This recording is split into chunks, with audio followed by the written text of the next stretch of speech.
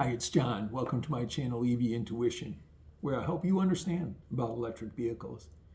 In today's video, I'm going to talk about 3 things that you ought to know about the DC fast charging characteristics of the vehicle you're looking to purchase or the vehicle that you own.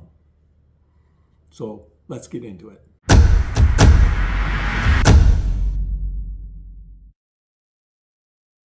Before I begin this topic of the 3 things you need to know about your DC fast charging characteristics of the electric vehicle you own or are looking at, I want to encourage you to subscribe to my channel or give me a like.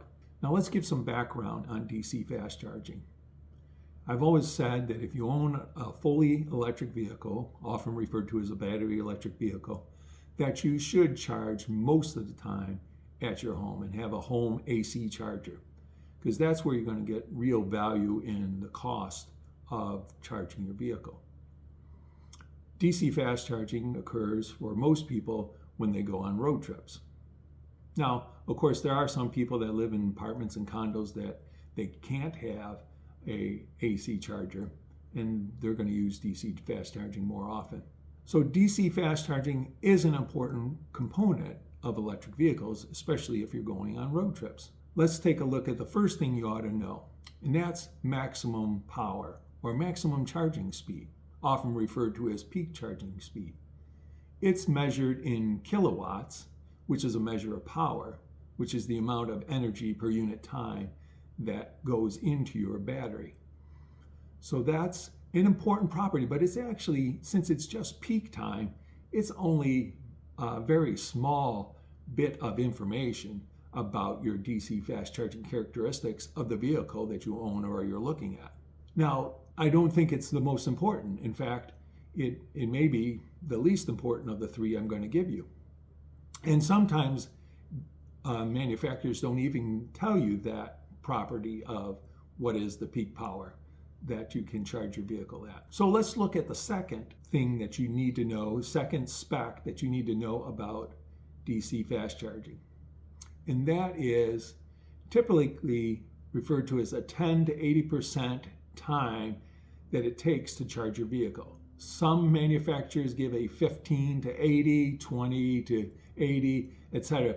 The problem about this particular spec is there's no standard on what is the particular range that all manufacturers should give in regards to specifying this. So you're going to see some variety here, and that's a downfall. The good part about this is it really gets to the key component that you really are interested in charging, and that is time.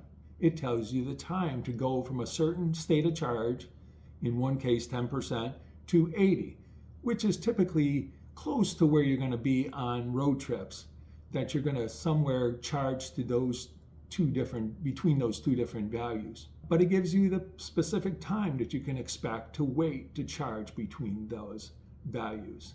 Now, once again, just like peak power or peak charge speed, this may not be a value that is given easily by the manufacturers. Sometimes people in websites do particular tests and will give you some more information like this to assist you, but manufacturers, not all manufacturers, give you this time for charging between a specific range, like 10 to 80%. Now, the third thing that you need to know is what I was referred to as the charge curve. And this clearly is not found by manufacturers. It's something that the industry recognizes, users recognizes, media people recognized, and they started doing putting together these charts that show how the charge speed of an electric vehicle varies from 0 to 100 or somewhere in between, because very often you don't start at 0 and you don't end at 100, especially when you're DC fast charging. But it's very important to know how that speed varies as you increase the state of charge. And I'm going to give you an example. Here's an example of just one charge curve, just to get you an example of what I mean by a charge curve. You've got the state of charge on the bottom, and on the side you got or on the vertical axis you have the amount of power or speed at which that vehicle is charging. So that's a useful thing to know. And also keep in mind as you look at this chart, it gives you the peak power, which was the first item that I've mentioned. So there is some overlap between these three items that I'm giving you today, but they're all important in one aspect, that they give you a certain amount of information. Clearly, the charge curve gives you a lot more. So now that I've given you the three things you need to know, I want to give you some examples of several different electric vehicles in me looking for this information. And I'm going to start with the weakest or the poorest performing fast charging vehicle to one of the better DC fast charging vehicles out there, probably the best DC fast charging vehicles out there, so that you get an example of what these three things mean. So let's first take a look at the Chevy Bolt. That's B-O-L-T. It has been widely referred to as one of the least expensive electric vehicles out there, and unfortunately they stopped manufacturing it at the end of 2023. But let's take a look at it. And when I go to the site and try to find information about the DC fast charging characteristics, you can see on this particular slide, what it gives you is something a lot different than I talked about. It says for DC fast charging, it gives you up to 100 miles in 30 minutes. Now, some manufacturers give you this information. I find it not very useful. And I typically find this on some manufacturers where their DC fast charging characteristics are not that great. And in the case of the Bolt, that is the case because they don't give you the peak, and they don't tell you any time from going from 10 to 80 or 15 to 80. So then let's go look at a fast charging curve that was done by this site called State of Charge. Tom Malogny does a great job at that site, and he also does some of this for Inside EV website also. But you can see that I'm showing you a charge curve of the Chevy Bolt. Now this says 2017, but keep in mind that the Chevy Bolt hasn't changed much since 2017 as far as their battery charging system. So all this applies really to even up to the 2023 Chevy Bolt. And notice that the peak charge is just over 50 kilowatts, which is pretty slow from a fast charging point of view. And notice how it kind of stays at that to around 50%, and then it starts decreasing quite rapidly as it approaches 100. So this is one of the slowest vehicles to do DC fast charging and even though it is a well-liked vehicle from the cost perspective, you can see one of the disadvantages of this vehicle. So now let's take a look at another vehicle, one that I've owned previously, and it's the Ford Mach-E. Now I own the 2021 version of it, and when you go to the website, it's also difficult to find information about any of the three things that I mentioned earlier. All it gives you is pretty much the range of the vehicle and doesn't tell you how long it takes to charge. So I found it difficult to find information on their website in regards to this. What I have to then go is see what other people have done or tested with it. So I didn't have any max power or any 10 to 80% range specified by Ford.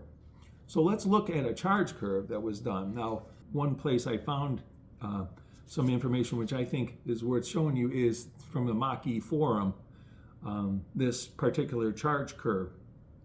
And it shows you what's referred to as an old and new curve, because I experienced this originally when I bought my 2021. I experienced the old curve, which was shown in red here, and you can see how it only peaks around 150 only for a very short period of time, and I very rarely saw that. I typically saw about 115 or so, and then it slowly went underneath 100, stayed there for a while, and then when you hit 80, it went way down in speed, and that's evidenced by that red curve there. And then there was a software update which is shown in the blue, which improved that curve at 80%. It didn't drop as much or as fast.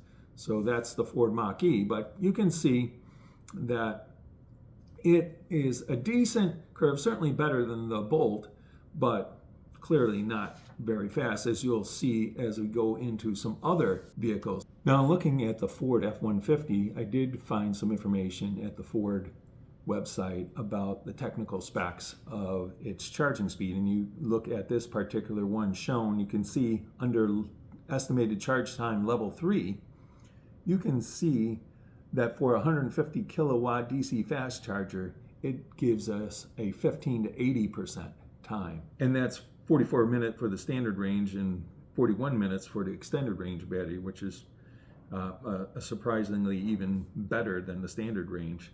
So notice though it indicates that it gives you 150 kilowatt DC fast charging, and I think that is evidence if you look at the charge curve for it, that the charge curve for the Ford F-150 does not go above 150 kilowatts as its peak speed.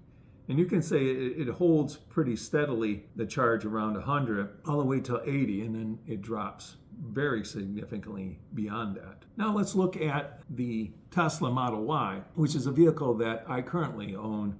And if you go to the website, there's once again not a lot of information out there.